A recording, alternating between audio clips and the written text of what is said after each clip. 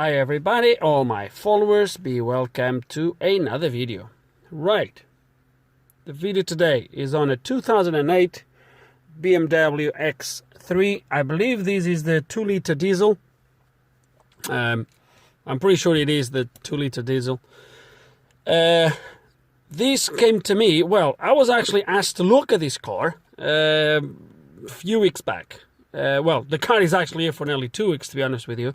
Been doing all the stuff, some stuff for myself. Anyway, initially I was asked to look at these problems. In the meantime, the car went somewhere, and apparently only had to clear the codes, so I was told. But I was asked to look at a noise coming from the engine. Don't know why whoever did those issues hasn't done this issue, but nevertheless, let's gonna start the engine, because I haven't started the engine since this was dropped here, and I was actually at work when this was dropped, probably about a week and a half. So let's gonna start it up and see exactly what it means with a noise coming from the engine. Okay, so key on.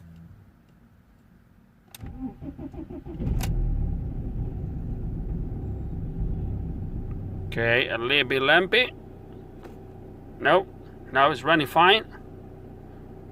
So we have 2 lights on,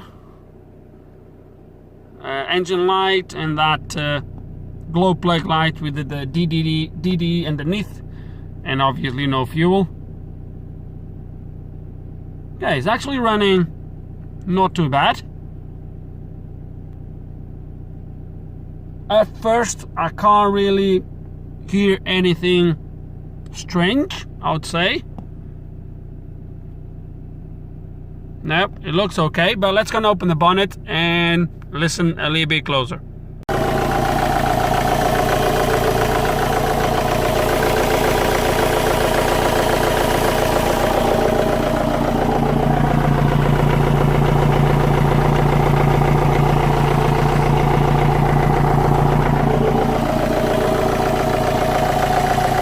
Okay, there is actually a noise, and I honestly, it took me 2 minutes to find where it's coming from.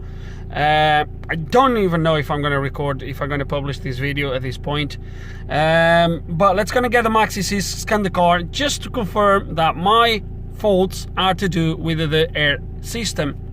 Most likely it will, because I've seen a problem there.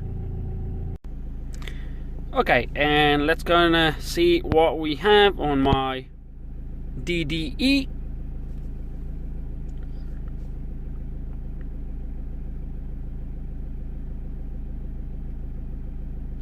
Okay, glow plugs, that's a completely different issue, but there we go, look at that. So particle, DPF, not really sure, but we do have the air mass measurement, which makes sense with what I've seen. It might be that the particle filter system will be related to the airflow. Don't know yet. Charge air tube monitoring, bang on with what I found. And let me show you exactly what I found then. So what I found is, I don't know if you're going to be able to see it, but this pipe right there at the bottom, you can't really see it, there's no light.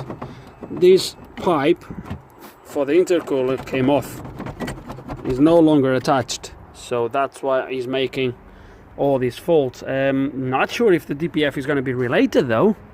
Is there a DPF on this car? Yes it is. Yes, there is a DPF system on this car. Okay, so yeah, there is a DPF system on this car, so it might be that this is all related. It might be that it's not. I think we'll start by see or check why this hose came out. Maybe the clip is broken, don't know yet. Let's gonna get under the car and have a look. Okay, and it's already getting dark. Let's gonna start this, and I found actually something quite interesting when putting that back in, which I will explain in a bit. Let's gonna start this again. Yeah, definitely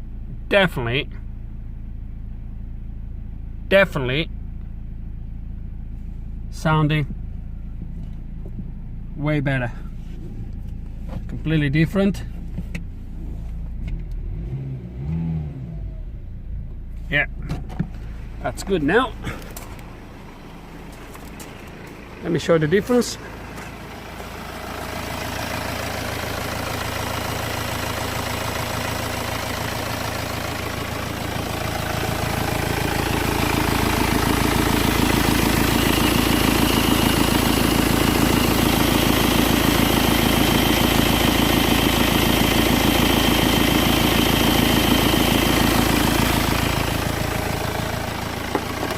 So it was a little bit difficult to show you, but it's all back in. But the interesting thing is, someone has been working around there because the clip was put the other way around. So unfortunately, and that's why the pipe came off. So unfortunately, I don't have one of those clips, and it's a little bit difficult to access that. So I'm not going to take it off to show you. But basically, that's oh dear me, I hate to record now with this. Is like, what's the time? It's 4 o'clock and it's pretty much dark. So yeah, that circlip goes around the actual intercooler. Is now on the pipe side, is on the other side. The pipe goes inside, so it goes around. And for you guys that are familiar with these clips, they go around, and then right at the two ends, it's like a fork. Right at the end, they have a 90-degree angle, and that, and with a little bit, just about maybe half a centimeter, and that, when it's all clipped in, is supposed to go on a kind of a little recessed. It kind of goes on an indentation, sort of on actually pipe, not on the pipe, on the actually sort of on the clipping thing. See, there's a little bit of a hole in there, and that little tab is supposed to go in there. Someone put the clip the other way around, so the actually bends at the end of the clip was facing outwards, and what's on the outwards is a lip all the way around. So basically that was not allowing the clip to completely close, so it was probably catching the dents on the actually pipe just on the edge, and with the pressure vibrations they ended up coming out. So I took the clip out, rotated the clip, put it back in, and now it is, I believe, it's quite secured. I tried to pull it out, I couldn't pull it out anymore. So we're going to clear the codes now. I was not asked to look at anything else, to be honest with you, other than the noise. So I'm not sure if there is any other codes. So codes successfully erased. It's going to read this, most likely. We'll have, okay, so these guys, 3 glow plugs. Yeah, it could be that you have 3 bad glow plugs at the same time. These engines are quite prone for the glow plugs to fail alongside with the actual controller. So you looking straight away here to a good £100, maybe more, just for parts to get 4 glow plugs and the controller. This definitely affects the DPF. So, but I'm not sure exactly what's going on. I was just asked to look at the noise. So let's go into cycle the ignition, start this again.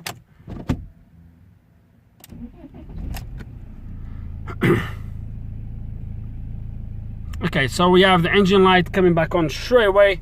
That surely is not for this, it's going to be for something else. Let's see what it is. Let's read the codes again. Oh, sorry about that. We didn't have the engine light. It actually went off. I do apologize. I should have waited a little bit longer. So the only codes we have now is for the glow plugs, which obviously in the winter the car kind of gonna need them. So let's try it again. Okay, it took a little bit longer the first time to go off, most likely, to obviously do some checks, whatever. Okay, I would say we'd have a fix. I'm not sure about that DPF code, to be fair with you. I don't know the background of this car. I don't have really a clue what's the background. Regeneration enable. Exhaust gas temperature -40, so that's already not very good, unless there's no sensor there. Not requested. Inactive. Exhaust back pressure 40 millibars. It's about right. Well, it's a little bit high.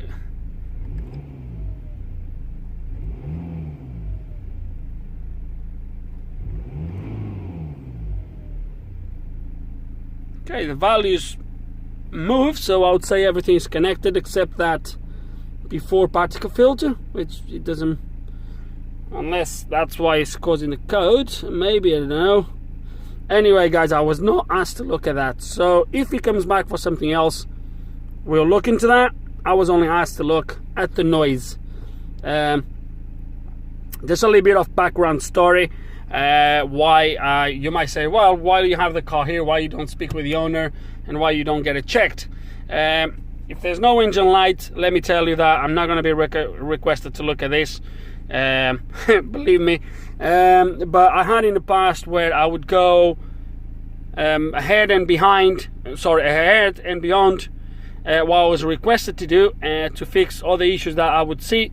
And I had instances where not even a thanks, you know what I mean? And it just makes you to only do now what I'm asked for. I even had in the past where I was told, I never asked you to look at that, so why did you do it? Which is fair enough. Okay, so no one asked me to look at anything else other than the noise. The noise was that pipe that was popped out.